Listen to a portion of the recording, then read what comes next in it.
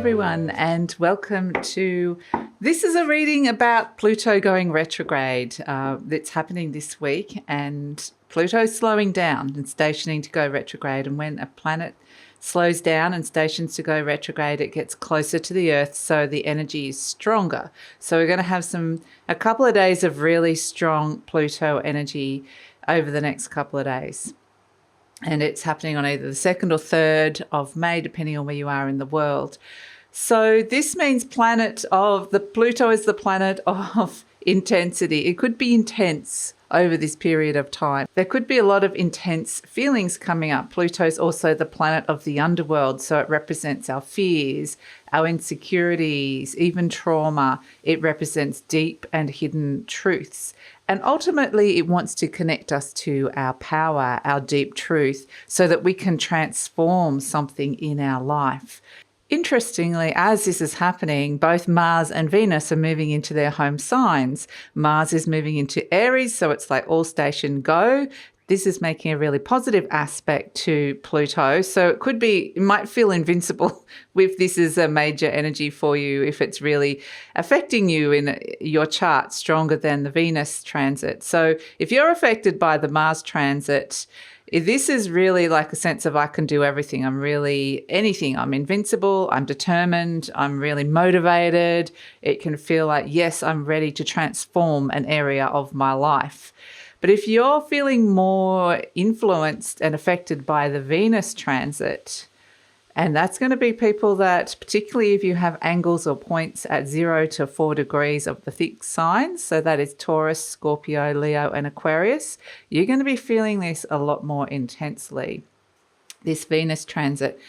And Venus squaring Pluto can bring up a lot of insecurities and fears, a lot of things bubbling up from the underworld there. And it can feel really intense. It can feel out of control. It can feel like, what the hell is happening to me? It can feel really, whoa. It can be really intense connections with people as well, like attractions. So just be aware if you have that in this transit, this happens within this transit, that could go a little bit into the darker side. It could end up as something that is more obsessive, or it might have some of the darker elements of Venus happening there, or Pluto really, of relationships. So Venus is really looking at our relationships, at our love language, and our self-worth. That can also be very tied into money and our value, so how we're feeling valued, and definitely self-worth is a key word. So with Pluto and Aquarius, it's challenging us to look at the energies within our life, the belief systems around our self-worth, the fixed belief systems around our self-worth. And for those of you who are being very seriously impacted by this transit, this is going to feel like, it can feel very much like, a dark night of the soul kind of energy. I can't deal with this in some way. But I keep getting told it's going to last for 3 days, and then the intensity storm of it will pass. So if we can sit with that energy for 3 days, ultimately what Pluto wants to do as a planet is that it's not there to just make us feel terrible and to bring up all these things and to bring up our fears. There's a purpose to it, to bring up these fears and insecurities and even old traumas that are coming through with it, because it's saying that potentially there's some sort of new perspective or new belief system that can come through that can transform your sense of self-worth, where you can step into your power. So if this is affecting a particular area of your life or a particular relationship in your life, ask yourself, what would it be like if I felt like I was in my power in this situation? And that's not power over somebody, it's just sitting in your authentic truth and power. How would that feel? Because sometimes the Pluto-Venus squares are where we put up walls, or we need to block somebody and put up a wall as well. It can bring up the darker side of relationships, control, manipulation, even narcissism. So it can be That sort of stuff could be coming up here, and it might be like I need to step into my power, put my wall up and block an energy. That can come through with it as well. So I'm going to pull a spread, and this is going to be looking at the four key areas of our life. So we're going to do money, health, relationships, love, and career. And I'm going to pull a card for each. I'm using my beautiful Mythic Tarot Pluto cards. And this is about energy blocks, unblocking the energy. So I'm going to ask, what advice do we need from the tarot to unblock the energy and transform the energy in these certain areas that is coming up with this Pluto transit at this moment in time? So we're going to start with money. We're going to go money, health. I need to get this intention right. Money, health, love, and career. Okay, so let's have a look at what is coming through with this. Money, health, love, and career. Oh, that was for money. Okay, we have the Seven of Pentacles coming up. So if this is about value, money, self-worth, this is the Taurus Queen, interestingly. You can see the bull there around her legs, and we are in Taurus season.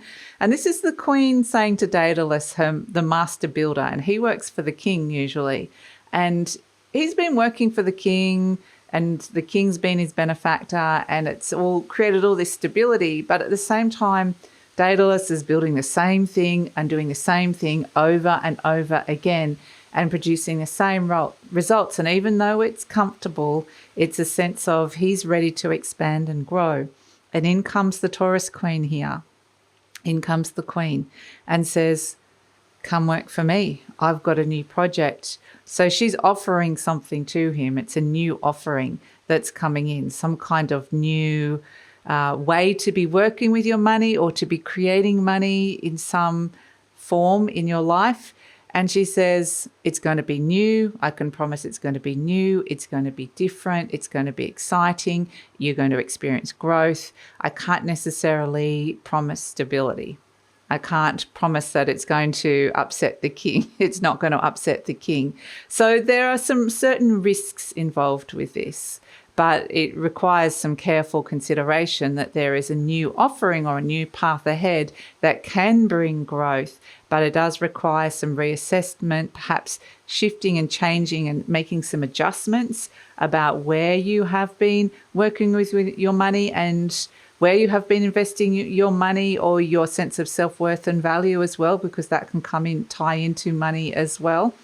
And so there's some kind of new offering that's coming in this Taurus season that you may be intuitively connecting to and understanding that even though it is the Taurus Queen, so it does say this is something that could bring this in over a longer period of time. There's also this sense of, are you considering a new path that requires a shift of allegiances or a shift of, you might be taking your money out of certain different banks or changing lenders or working with your money differently in some way. So that is what can be transformed around money with this Seven of Pentacles, is reassessing the options in front of you and the choices that you're making. So let's look at health. Okay. We have three cards that have come out for health. Four of Pentacles, the Queen of Wands, and the Chariot.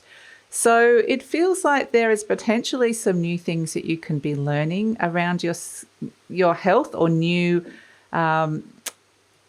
skills you can apply practically to your health regime. And it may even be around detoxing. This Queen of Wands here is very much, it's about your energy levels, it's about your fire, it's about your passions, and it's about feeling good and looking good with this Queen. But she's very much got her filter on, so she's filtering out what she's bringing into her world, what she's putting into her body, what she's consuming, what energy, emotionally, psychic, she is working with here. And she might be ready to put up some psychic protections around when it comes to health. But I feel like there's potentially like a new health regime, or there's some new key ingredients or new learnings that you could bring in here that could work really well. And it's going to require, with the Chariot card, a little bit of determination, willpower to steer this forward. But this is a great time if you're wanting to make a change with your health journey to be able to say, what are you holding on to really tightly for the fear of letting go? Because there's some kind of new way that you could be working with this. So you can transform this. And it's just about understanding that things that you might have previously wanted to dismiss or not go down that path, maybe it's something in that you could learn or experience, or that there's new skills that you can bring in around that. So definitely it would be really great with this Queen of Wands to detox in some way with that, or just to be really clear about what you're allowing into your system, whether that's energetically, physically, emotionally, psychically. So let's have a look at love. So this is probably going to be a big one. Love and money are possibly going to be the big ones that we're going to be looking at. So how do we move beyond the energy blocks that are coming up around love? Okay. Interestingly, we have the Page of Cups, and it's bringing up immediately narcissism. This is the story of Narcissus. In fact, this young Page of Cups, a beautiful young youth, and had never seen his reflection before. So didn't know what he really looked like. And then finally one day saw his reflection in a body of water, whether it's a pond or a lake, whatever it is, a cup in this particular card. He sees his own reflection and he goes, oh my gosh, I'm beautiful. And he falls in love with it. So ultimately it is about loving yourself. Self-love, self-acceptance, and loving your reflection and what you see in yourself and what's being reflected back to you. Now, the dark side of this is there's always going to be a dark side, especially with this Venus-Pluto transit, is narcissism, quite literally. It's people that the negative side of this is he became obsessed with his own reflection, with how he looked and whether it was good enough, and fell in love with himself so much that he had no love or room for anybody else. And so this is definitely where it's like you're reclaiming your power from any kind of narcissistic relationship or somebody that made you feel lesser than, or that felt like it was their view of who you are, their belief system, their behaviors that had to get put first, or they were the ones that defined who you were, how you were loved, and what your value and worth is. And so this is where it's like, no, I want to look in and see my own reflection, not based on somebody else's opinion or somebody else's actions or somebody else telling me this is how I'm supposed to feel and putting me second. Narcissists always put you, they always put themselves first. So you end up on the lower rungs of, and that's not good for your self-worth.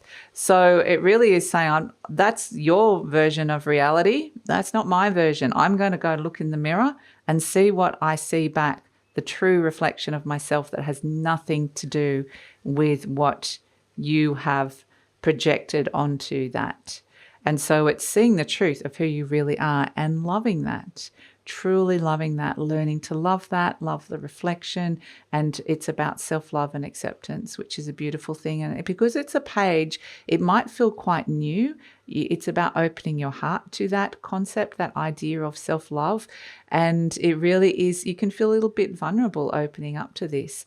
But at the same time, it's about loving your own heart and giving your heart the love and respect that it wants when it's opening up to this new journey, this new emotional journey. So you might be getting some really strong messages around this, but it could be really intense. You know, it could start with the darkness and the dark side. And then if we think about how can you transform that energy, it is about self-love and self-worth. So let's look at career. So what is transforming for career? And this is a general reading for everybody, just a general energies. It's not sign specific. So let's see career. Okay, we have the Four of Swords. So we can see here Orestes, this is the element of air. He's sitting at a crossroads, feeling a little bit alone and isolated perhaps, feeling like wondering what direction to go in next. And it is about sitting with that and understanding the story as to how you got here. And if this energy is particularly affecting your career and you're feeling a little bit like, okay, I don't know where I'm going with this. Maybe I don't know where I'm going at all, or I don't know which path or what to choose. This is This is it. This is Arestus here with the Four of Swords. So this is saying there's something going on inside the element of air, which is very closely connected to Pluto in Aquarius, because Aquarius is a fixed air sign. And this is where you might find that it's these belief systems that are holding you in this place that feels like, okay, I'm stuck, a little bit stuck. I don't know which way to go. And ultimately what it's saying is that you can rewrite the story. Sit for a little while. This is about taking some time out to think, get yourself detached from whatever situation that might be affecting you, and just take some time out. Maybe take a day off, or take a time out away from a situation or a person in some way. Take a mental health day if that's possible. But just, it's almost like you have to mentally detach yourself from the situation and just have a good old think about it. And think about, how did you get here in the first place? But what is the story that you want to rewrite? Where do you want to go next? Because there's something that is possible that requires a mindset shift. And it might be immediately you have this kind of resistance, or this, oh, I can't do that, or no, that's not possible. But there's something that's possible that perhaps your mind is saying isn't possible at this moment in time. And to just open up to that idea, play with it, see where it takes you, and then allow you to use those new ideas and perhaps a shift of perspective to rewrite a story of where you're going. This is all about your mental foundations and how you're thinking and perceiving the situation that's around you. So is this good for you mentally? Or is there something that you can break through that can fortify the mental foundations of where you're at? So it feels a little bit like it could be make or break. It could feel like, okay, I'm either staying or I'm leaving, but however it is, it feels like there's more than one option. That's what they're saying. It might feel like, I have to get out of here to make this better. It might not be that. So it is just really saying you need a bit of processing time. Some of the thoughts, the place that you find yourself at this moment in time where you feel like you're at this crossroads, you can't find the direction. The direction itself is and the story that you are creating with your career is what's transforming here. So spend a bit of time writing that story and thinking about what that is. And then working out, how can my belief systems support that? How can I think a little bit outside the box perhaps, or outside the square? How can I think a little bit differently so that I can make that happen? So that's the reading. And as an overall energy, we have the Two of Wands for this very strong Pluto transit. And like I said, I think it's going to feel quite intense over the next 3 days. But then there's a lot of energy about moving forward, moving out of some of this more intense eclipse energy and moving into some of the positive things that are coming here. And this is where we're seeing that there's been, throughout this whole Aries season and the total solar eclipse and all those things that we've been going through, there's been an injection of healing that's come through. Here we see Chiron in the cave. This is quite literally Chiron, the centaur in the cave. And Jason has been in the cave with Chiron, learning about healing those wounds, and he's ready to step out again, ready to go out and see the world through new eyes. There's a new dawn. There's something new coming in that can bring new energy to the healings of wounds, and you could be taking some new activations, some new steps, assessing the paths in front of you. And this is because there is this sense that there has been a deep healing of wounds that has occurred throughout this eclipse season, and this is the new energy. We're starting to see that you don't want to be in this underworld place. It's time to step out and to embrace that new path. So that is the reading for Pluto going retrograde and the very intense transits of Mars sextiling Pluto, Mars in Aries sextiling Pluto, and Venus in Taurus squaring Pluto. And these are some just little helpful readings about how to move on from some energies that might be blocking you in a particular area of life. That's it. So thank you so much. And please like, subscribe, share, leave a comment. Love to read your comments, and take care.